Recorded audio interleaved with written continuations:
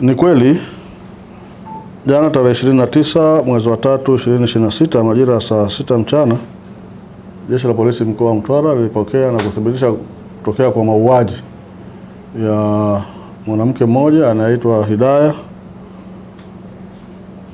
Hassan Chiwembe mwenye umri wa miaka 51, kabila la Miao, dini yake ni Muislamu na ni mwalimu wa shule ya msingi Mwongozo na ni mkazi wa kijiji cha Mdenga. Baada ya kumuaji kumpiga kitu butu kichwani na kumnyonga shingo na baadaye kutoweka.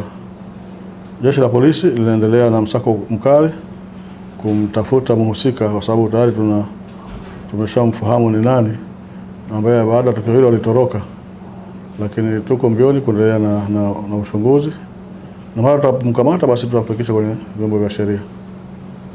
Imeelezwa labda chanzo cha sababu ya kumnyonga kumuua nini? Inasadikiwa kuna aina fulani ya ugomvi wa gombania eneo ambalo ni la marehemu ambaye alikuwa anamiliki. Sasa watu wengine wanachimba udongo kwa ajili ya kutengeneza matofali.